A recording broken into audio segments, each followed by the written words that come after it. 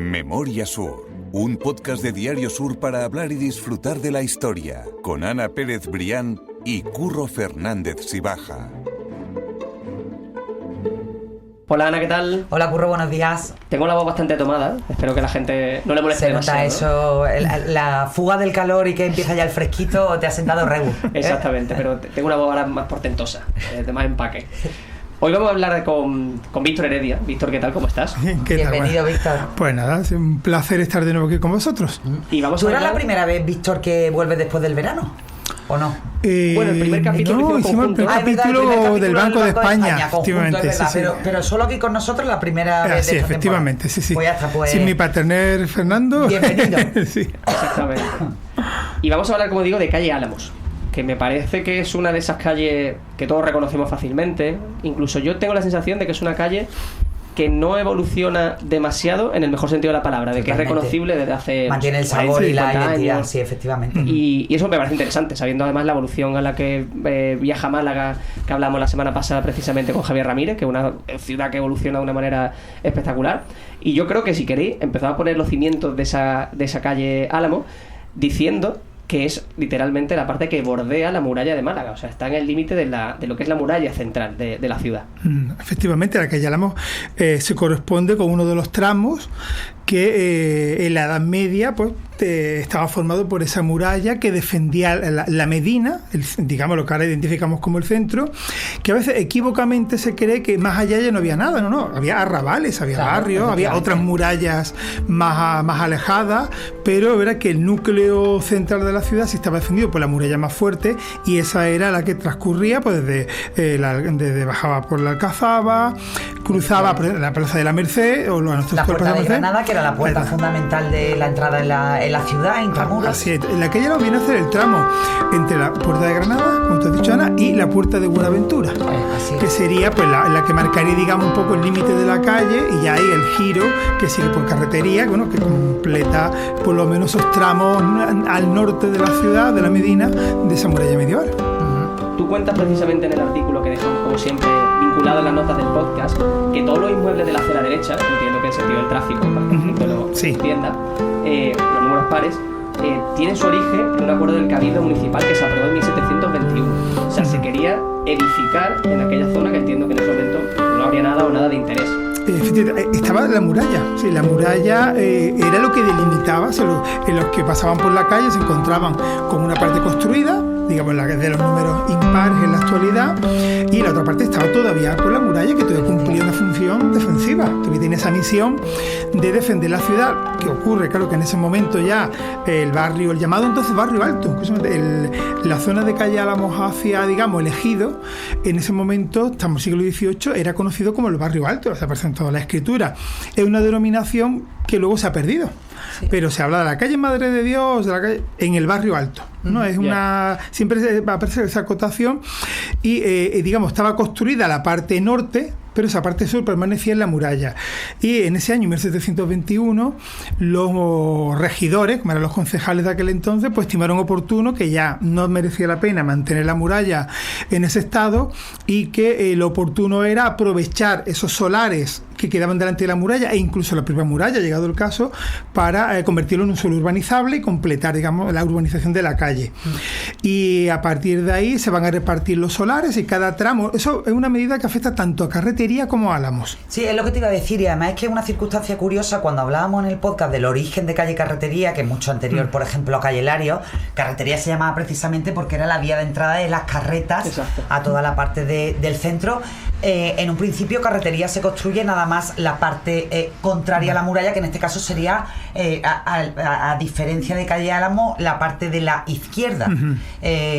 Pero efectivamente, y en el otro lado se conserva la muralla, y calle Carretería sí que se construye por el exterior, y se respeta, bueno, pues todo el paño ese del muro de San Julián y toda la parte de ascenso hacia calle Álamos, y poco a poco se van instalando allí, y ya lo hemos comentado en un par de ocasiones, y calle Álamos no fue extraña a esa forma de funcionar mencionar desde el punto de vista urbanístico, los grandes palacetes, los palacetes incipientes, bueno, pues de esa burguesía que poco a poco va rodeando el centro de Málaga hasta que se construye la Alameda, porque hay que tener en cuenta que estamos hablando año 1721, la Alameda no se construye hasta mitad del siglo XVIII, que es cuando precisamente se derriba el tramo de la muralla, el tramo sur, del castillo de San Lorenzo hasta lo que viene a ser hoy pues el inicio del parque, tal y como lo conocemos, se destruye todo eso, se echa abajo, y entonces ya, bueno, pues en esa franja litoral, que era playa, se va construyendo la Alameda, y con ella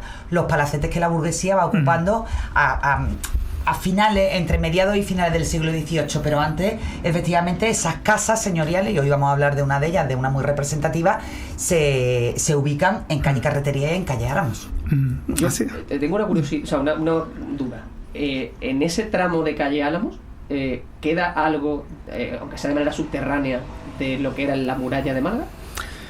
Hay algunos fragmentos, al igual que ocurre en Carretería, con menos, no se conserva un fragmento visible, ¿no? Como el que se recuperó, ¿no? Pues en calle Carretería, pero sí, si no lo conozco, aparte de la propia Puerta de Buenaventura, ¿sí? Donde en los edificios, tanto en la librería Proteo como en enfrente, hay algunos restos visibles. También creo que, si no lo recuerdo, en el Museo de la Música, que bueno, da, digamos, la parte posterior a Álamos, hacia la calle Beatas, también hay algunos restos. En el edificio donde estuvo la casa del Museo de Casas de Muñecas, efectivamente, ahí quiero recordar que también había pues alguna parte de esta muralla, y en algún edificio más, no tan visibles como han quedado como en Carretería. De San Julián, por ejemplo, al principio de calle Carretería, en el Vinci. Efectivamente, la parte de abajo del Vinci tiene un tramo de muralla que está conservado, rescatado, y además a la vista del público se puede visitar. Sí, también el Hotel Tribuna, justo enfrente de la Tribuna de los Pobres, también otra parte, así que realmente nos están llegando, se están recuperando muchos restos, fragmentos de esa vieja muralla. Claro que sí, que una muralla más que estaba continuamente en reparación, porque bueno, sus tramos más antiguos pues datan perfectamente del siglo XIV, pero luego estuvo en continuas reparaciones y puesta al día pues hasta eso, el siglo XVII, cuando ya empieza a abandonarse, y ya eso va a llevar a esa medida que comentábamos antes, ¿no? Que en 1721 el ayuntamiento decide, pues bueno, liquidar esa parte de la muralla, como más adelante se liquidará la parte sur. En la parte sur, la verdad que la destrucción fue mucho más contundente, claro, pero en esta parte, en algunos edificios se integró parte de la muralla, y eso ha permitido que sea más visible, o más se pueda estudiar con mayor facilidad, tanto en Carretería, sobre todo, como en menor medida en la propia calle Álamos. ¿Y qué se pierde cuando se pierde la muralla? O dicho de otra manera, cuando se descubre que hay muralla, ¿qué se puede saber gracias a eso? Bueno, pues información sobre las técnicas constructivas, sobre cualquier incidencia que haya dejado una huella, por ejemplo, un incendio. Inundaciones, terremotos, un incendio. La evolución, sobre todo en las técnicas de construcción, y cómo la ciudad al final va creciendo. A medida que tú vas destruyendo murallas, y que tú te encuentras tramos más o menos nuevos o más o menos destruidos, sabes que la ciudad va creciendo por ahí. Y ya el paso definitivo de la apertura de la ciudad, de la apertura total al nuevo urbanismo, que fue en la época de la Ilustración, efectivamente en el siglo XVIII, fue bueno, pues cuando se echa abajo el tramo sur, que ya se abre, ya Málaga ya deja de ser una ciudad intramuros, pasa a ser extramuros, se integra un poco, entre comillas, en la ciudad, pues barrios externos y además totalmente apartados como el Perchel, y ya, bueno, pues la ciudad, y además lo hemos contado muchas veces en este podcast, y es que yo creo que es un momento muy relevante de la ciudad. El urbanismo y la vida de la ciudad deja de pensarse en torno a las plazas, en torno, por ejemplo, a la Plaza de las Cuatro Calles, hoy Plaza de la Constitución, que era el punto neurálgico de la ciudad, y empieza a construirse y a pensarse en torno a avenidas. En primer lugar la Alameda principal, posteriormente la calle Lario, y ya finalmente a principios del siglo XX en el Parque. Y ese hito urbanístico marca una revolución, yo diría casi también de mentalidad, y eso va aparejado indudablemente a la evolución o a la involución o destrucción de la muralla. Es una ciudad que se renueva. Claro. Con mucha facilidad. Málaga siempre ha sido una ciudad muy dinámica. El carácter portuario es lo que indudablemente, para bien y para mal, ha marcado la identidad de Málaga y su urbanismo y absolutamente todo. Bueno, en la propia calle Álamos tenemos algunas huellas. Claro, hay que decir que, por ejemplo, las calles Ramón Franquelo y Marqués de Guadiaro, que rompen la antigua muralla, está marcado en el suelo.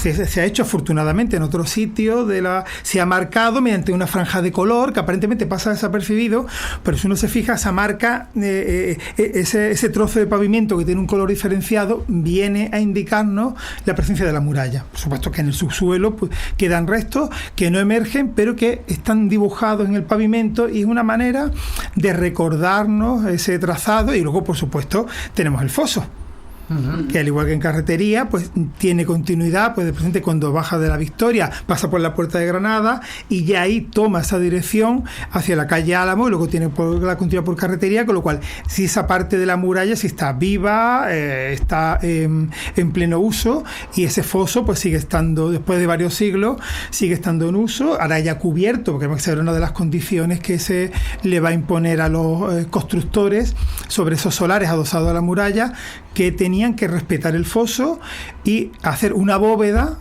al hacer las casas tienen que cubrir con una bóveda y mantener el uso del foso, que sabemos, bueno, pues ahora mismo hay un proyecto del ayuntamiento y demás para limpiarlo, restaurarlo, y que sin duda uno de esos atractivos ocultos, esa Málaga subterránea, ¿no?, de lo que se habla muy poco, y que ahí tiene uno de sus principales atractivos. Ojalá algún día pudiera ser. Un día tendríamos que hacer un podcast de esa Málaga subterránea, porque además precisamente una de las obras más recientes que se ha llevado a cabo ha sido la de la Victoria, la de calle de la Victoria.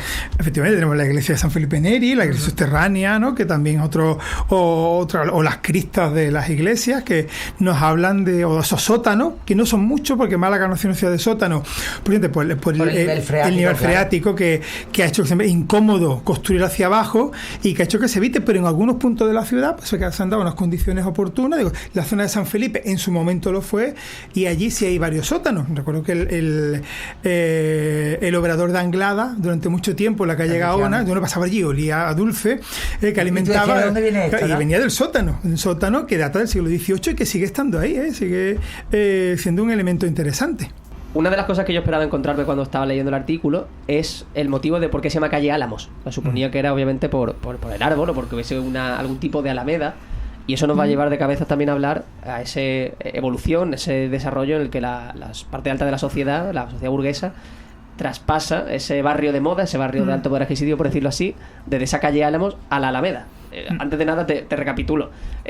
¿Por qué se llama calle Álamos? ¿Sabemos si había allí Parece álamos? Que sí. En concreto, Francisco Bejarano, en sus calles de Málaga, comenta que hay varias referencias ya desde el siglo XVI a la plantación de álamos, que justifica en este caso es muy la identificación entre nombre viene dada por la presencia de esa arboleda. Claro, pensemos en una calle casi el doble de ancha de la que conocemos ahora, porque claro, estaba la muralla al fondo de lo que ahora serían los solares pares, y luego claro, la hilera de casas al otro lado, con lo cual sería una calle bastante ancha con esos álamos, y ya la construcción sobre el foso adosado a la muralla ya le dio la anchura que con la que ha llegado hasta nuestros días, pero manteniendo todavía, no sé, como decías al principio, ese aire todavía antiguo, añejo, con sabor, y conservando algunos edificios señoriales, que sobre todo distinguimos más que por las fachadas, que sabemos que en Málaga la burguesía, por muy rica que fuera, siempre era muy sobria,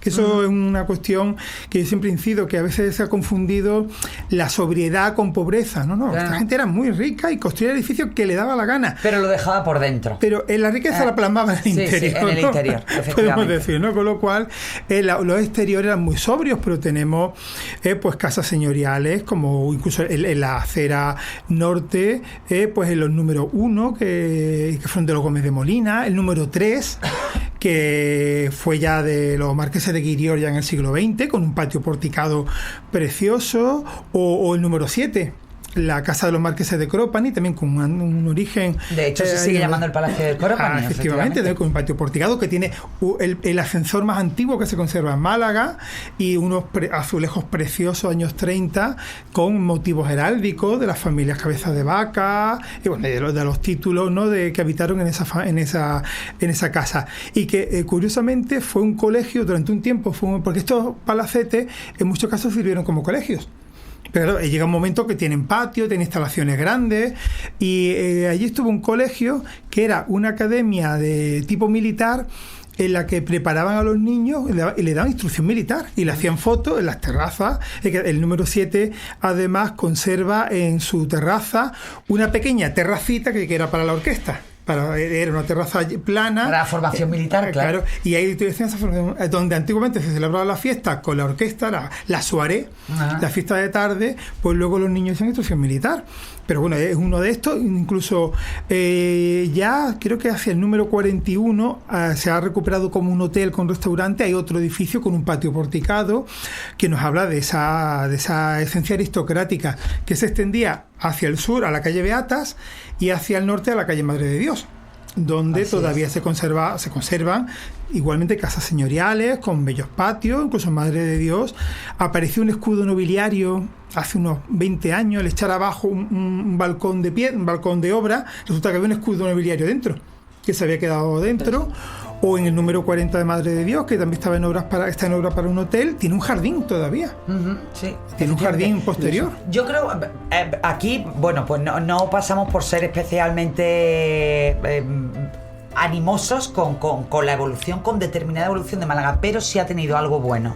Efectivamente, la conversión del centro en lo que se ha convertido, para bien o para mal, ha sido la recuperación de parte de ese patrimonio que, bueno, que mejor que peor, bueno, pues parte de esas casas se han recuperado, se han restaurado. Por ejemplo, en el caso de Calle Álamo, bueno, pues yo ahora tengo en la cabeza, pues a lo mejor tiendas de antigüedades o casas que estaban un poco más, bueno, pues castigadas por el paso del tiempo, pues sí que han hecho proyectos que han permitido recuperarlo y bueno, y disfrutar de los hallazgos que está comentando Víctor, ¿no? Eso, bueno, eso al final, si tú piensas en Calle Álamo hace, no sé, 30, 40 años, bueno, pues no tiene nada que ver con el aspecto de hoy, ¿no? Y eso también, bueno, pues la cara A, o lo que al final disfrutamos de la ciudad. Hay un comentario que me hizo alguien recientemente, decía, un vecino del centro, que decía, bueno, veo salir gente de los portales.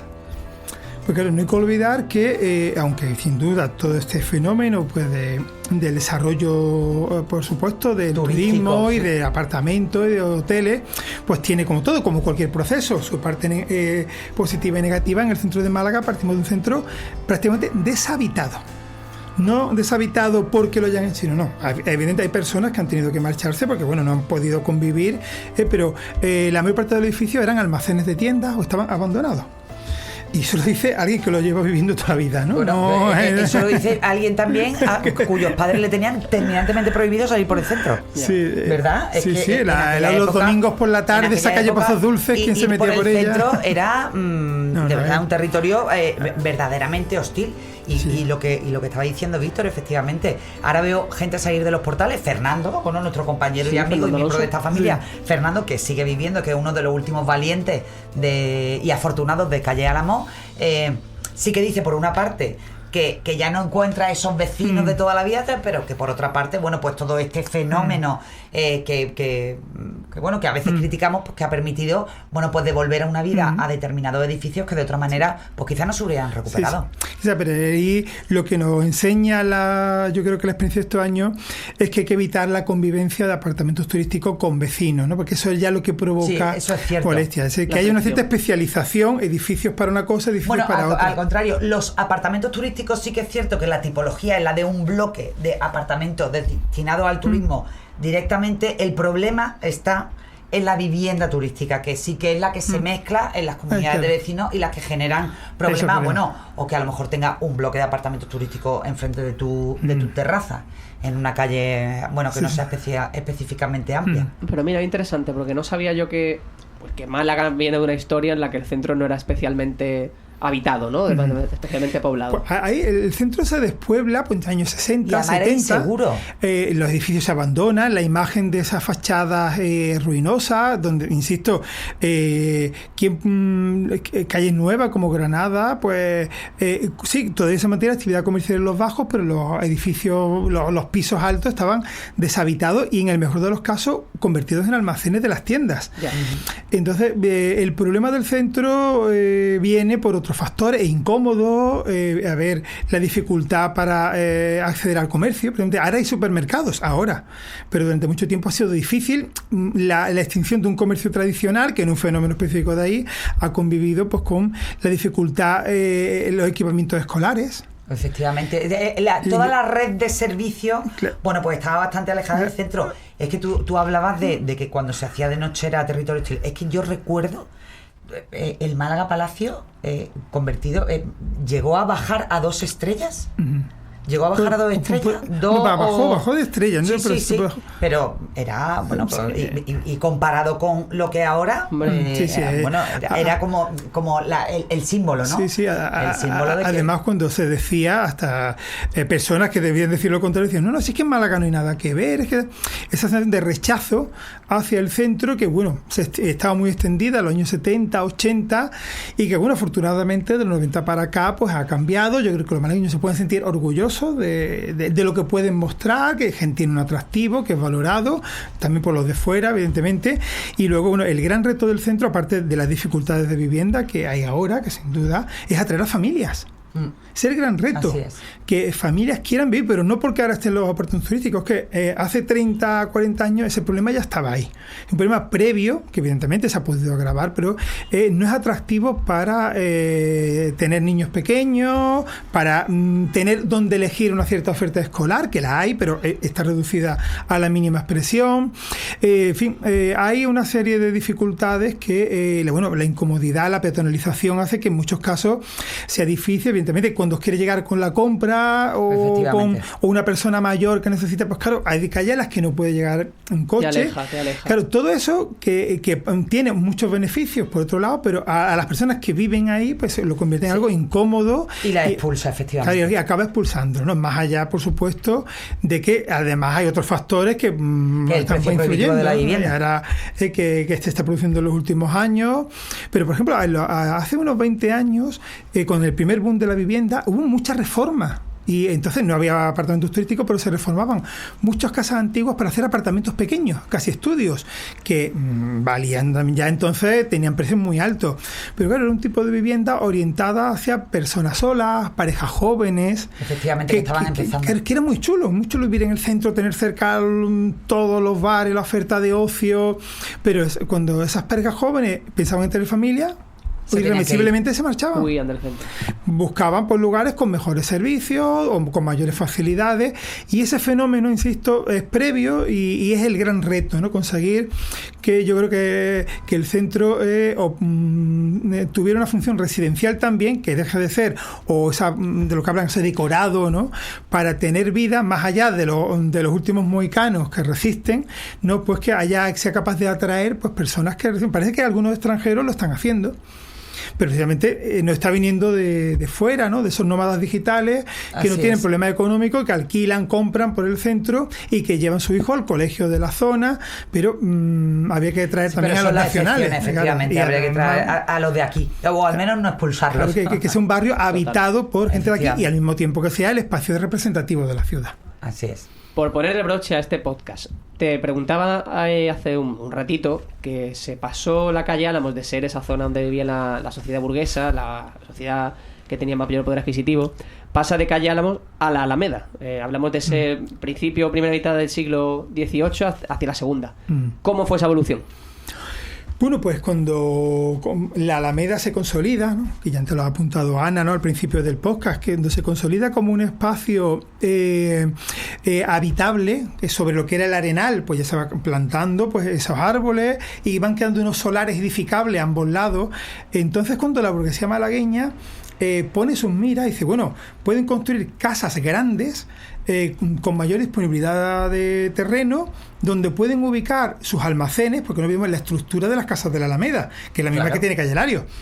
bajos comerciales, almacenes, entresuelos de oficinas para los escribientes, luego una planta principal de habitación, una segunda como ampliación de la principal, y nos mete una buhardilla, o que llamaríamos ático, que nos mete en la habitación del servicio. Del servicio, efectivamente. Entonces, esa estructura que lo vemos en algunos edificios de la Alameda de Colón, en la Alameda principal, claro, eso permite muchísimos metros cuadrados más que esas casas ubicadas en la parte alta de la ciudad, de la muralla, efectivamente. Y además con la ventaja de que está en un espacio agradable como en la Alameda, con la Arboleda, un espacio ancho y al lado del puerto. Y cerca del puerto, que la mayoría de los burgueses que se construyen allí los palacetes tienen intereses directos ligados al puerto, porque al final el puerto es la vía de entrada y salida de su mercancía. Y no es muy conocido, pero bueno, si nos fijamos en los grabados, aquí no hemos vendido mucho eso, no lo hemos estudiado, las Torres Miradores.